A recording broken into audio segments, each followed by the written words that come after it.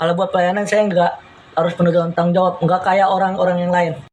Oke, Mazmur 34 ayat 19. Tuhan itu dekat kepada orang-orang yang patah hati dan menyelamatkan orang-orang yang remuk jiwanya. Tema ibadah hari ini kedukaan.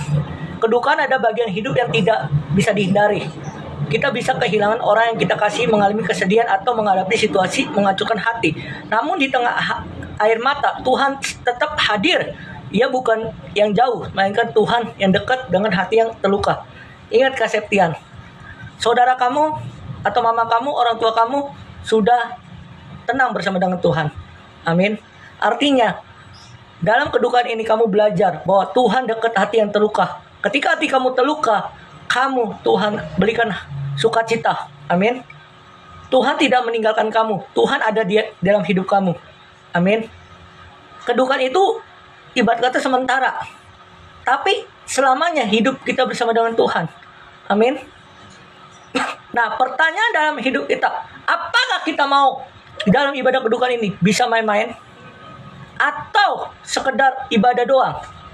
Nah, kalau kita benar-benar tahu arti dari kedukaan itu adalah bagian yang tidak bisa dihindari.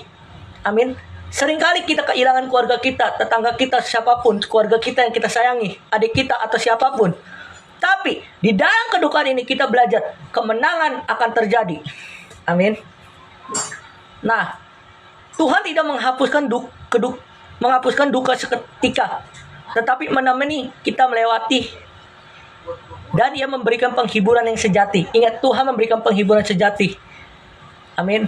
Artinya, Kaseptian, kamu diberikan penghiburan yang sejati, yaitu Tuhan Yesus.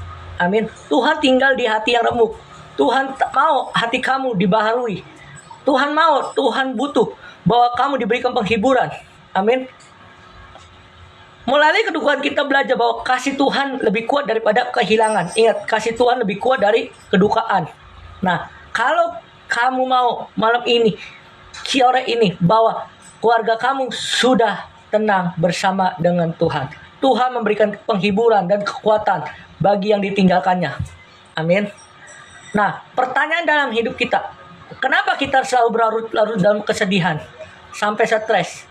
Karena dia tidak percaya bahwa Tuhan sudah ada di dalam hidupnya.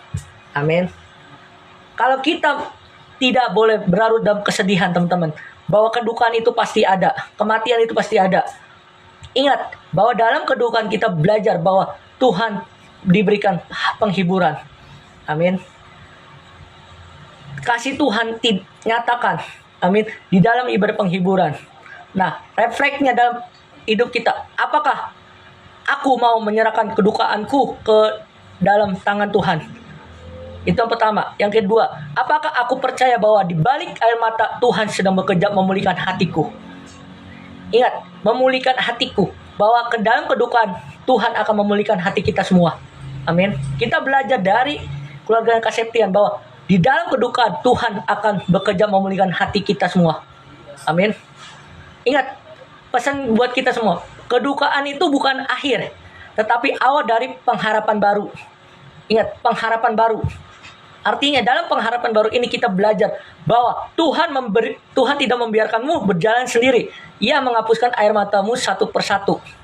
Ingat, Tuhan akan menghapuskan air matamu satu persatu. Emang sekarang dalam kedukaan kita sedih, tapi jangan berlarut-larut. Kita buka lembaran baru.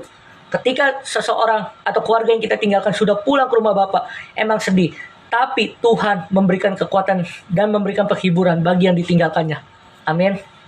Pertanyaan dalam hidup kita, apakah yang sudah ditinggalkannya bisa mengikuti, bisa menjadi berkat untuk yang ditinggalkannya itu? Amin. Kalau kita mau belajar dari ibadah kedukaan ini, bahwa kedukaan itu pasti ada, tapi gimana kita menghadapinya?